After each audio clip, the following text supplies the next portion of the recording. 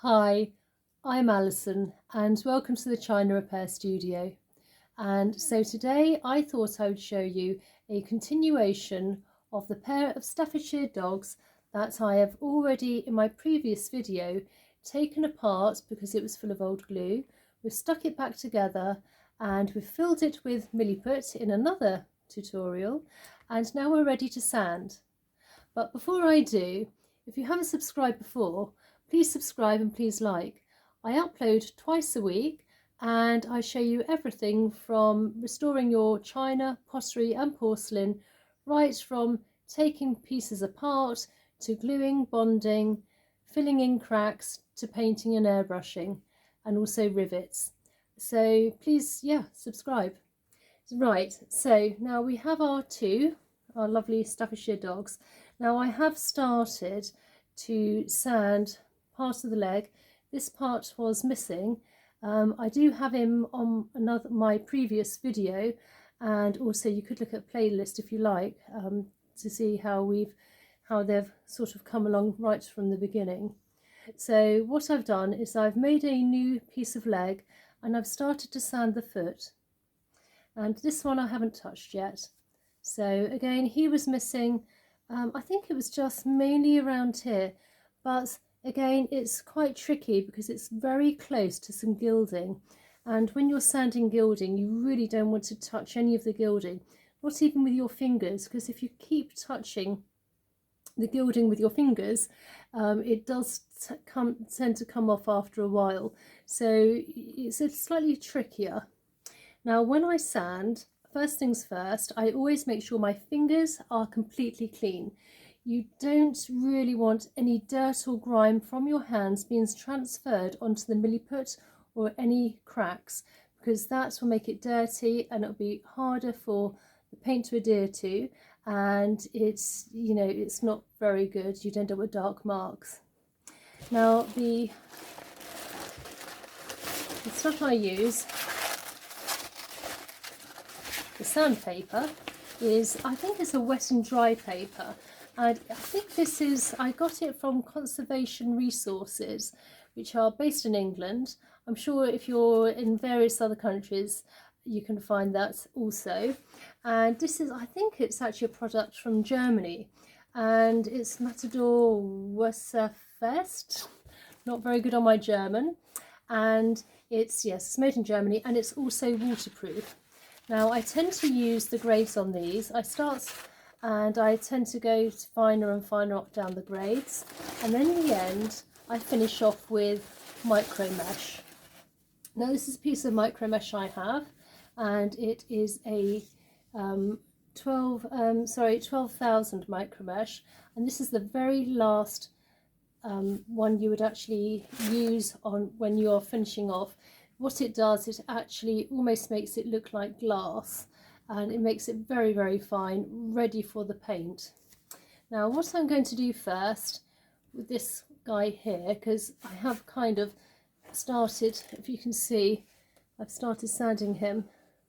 So he had a big crack here, he was missing a part, if you can see just here, and he's all nicely sanded, and you can tell because when you close your eyes, and you can just feel, if you do close your eyes, it's so much easier because you can tell if it's completely and utterly flush. If you do it with your eyes open, different sense, it's slightly harder to tell. If you close your eyes and you touch and you can feel that there's no ridges, it's great and it's good to go, ready for the micro mesh. Right, so what I'll do with this one, we'll just have a little go just here.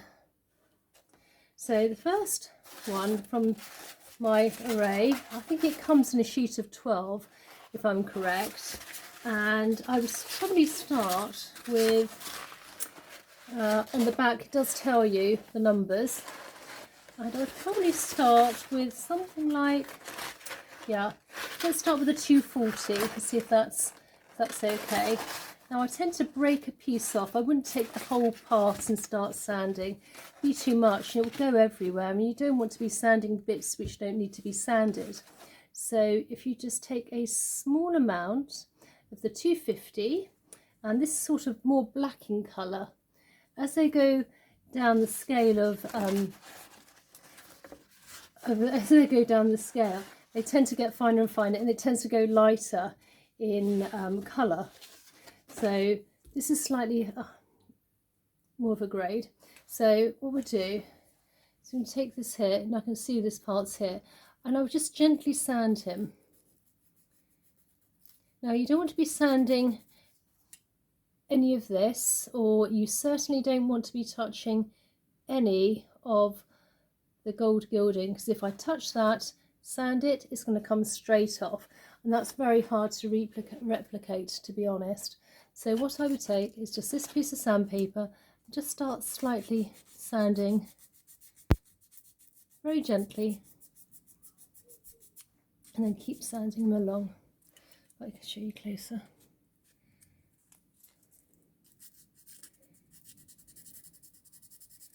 Now, once you've got to a point where you think it's enough, it's then time to go to another grade.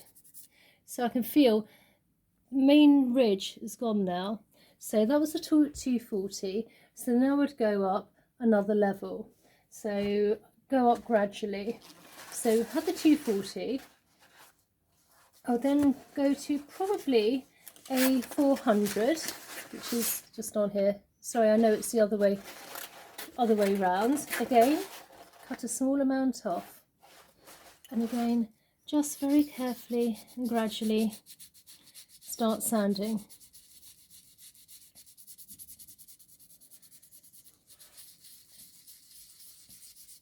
What I'm going to do in the next tutorial, because both the dogs will be fully sanded and micro meshed, and they'll be ready to paint, and we are then going to be doing some airbrushing and some painting.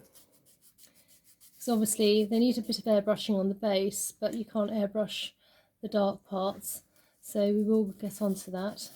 So for the sanding, you would then sand. Now when you are sanding, yes, when you first start and there's a big ridge, you keep going up and down, you can do that. But once you start getting to the true point of where the china or your porcelain or your pottery is, such as this dog, you actually want to see, and you will get a feel at the end, to where there's always a slight ridge, and you always want to work with the ridge, not against. Otherwise, once you've sanded, and you will find that you have a point where you can feel it. So you need to keep sanding, keep doing this, and sand along there.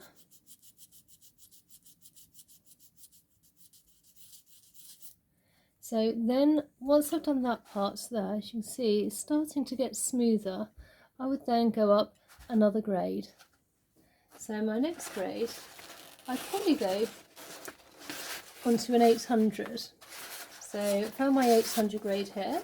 Again, you take a small piece off, and then I would just do one point at a time, to be honest. I wouldn't try to do the whole, I'd do one part and then I would go on to another part. Otherwise it can be quite overwhelming when you know, especially if you've got a piece like this where you've got lots of different bits which need sanding, it can be a bit too much. So if you do one part at a time, one step at a time, you'll find it so much easier.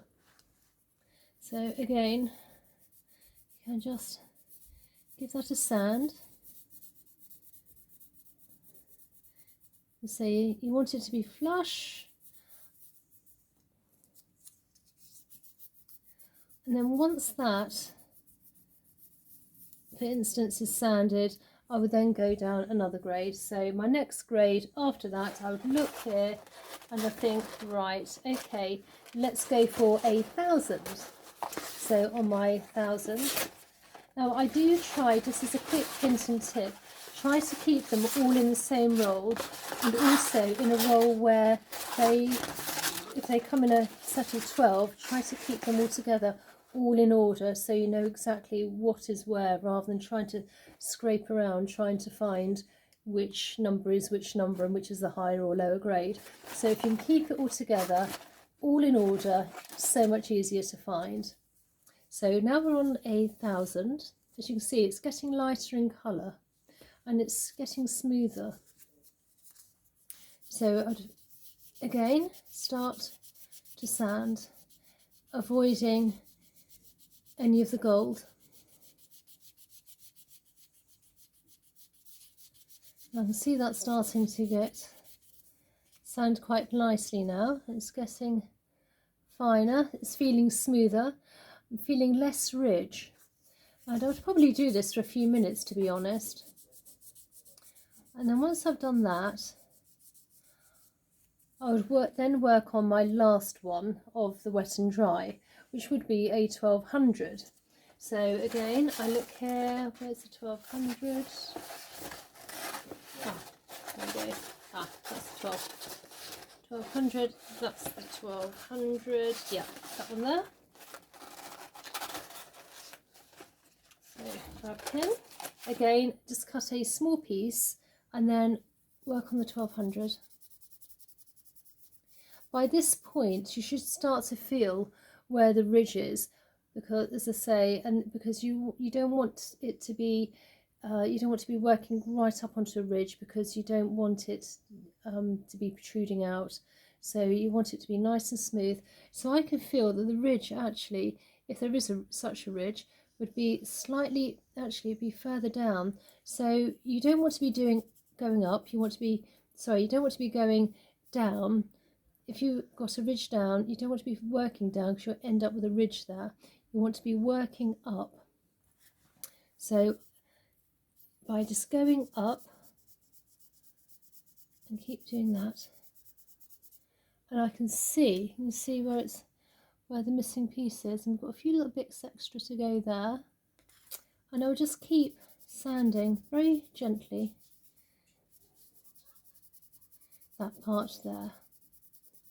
Just putting more pressure on the upward rather than the downward.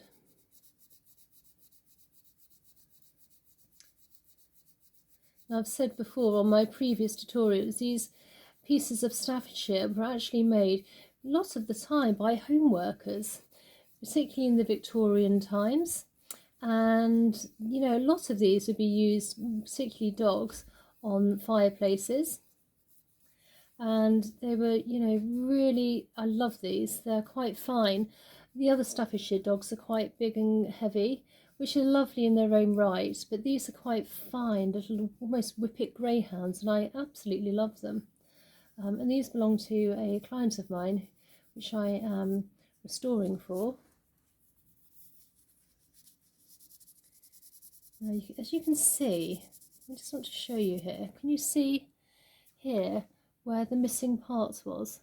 Just there, and you've got a little bit at here which needs to be finished off, but this doesn't need to be touched anymore. It feels nice and flush. If I close my eyes, I can feel just a tiny bit here from where this needs finishing off, but the rest is lovely and it's flush. So it's almost ready for the paint. So after this part, my last part I would do on sanding would be to use the micro mesh. If you can get hold of this, it's brilliant stuff. It's 12,000 and it's a cloth mesh sandpaper. And what's great about it is when you do sand it, it doesn't feel very much, but it does make it feel like glass at the end. So it really is perfectly smooth, ready for painting. Because if you have any ridges, when you do paint and you have any ridges, it will show every single ridge. So you want to be as smooth as possible. So I would then get my micro mesh. With the micro mesh, by the way, you could actually cut it with some scissors and that sort of thing. But this is the one point where I don't, and I just tend to use it as a whole. I would probably get my finger, wrap it round, so I've got a point, and then just slowly start to rub away, like so. Again, avoiding anything which has got any gold gilding.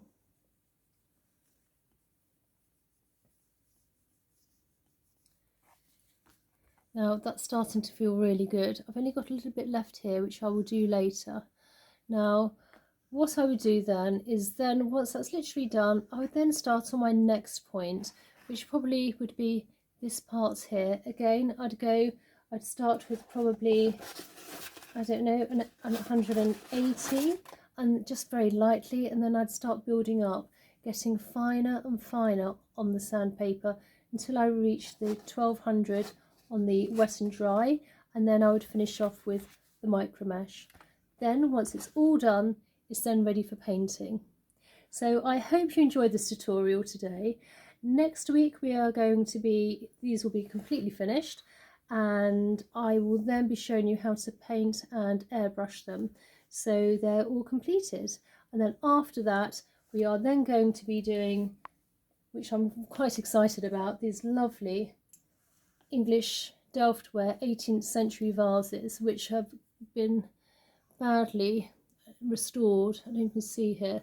This is new restoration, and it's quite naive, and that needs all taking off and putting on again properly. And I would also in between maybe show you also how to do a porcelain plate, which is a completely different kettle of fish altogether, because you need completely different glue and it's very different. We're also going to be showing you how to do things like rivets, so there's plenty to see. So again, if you haven't subscribed, please subscribe, and I will see you in the next one. Okay, thank you, bye.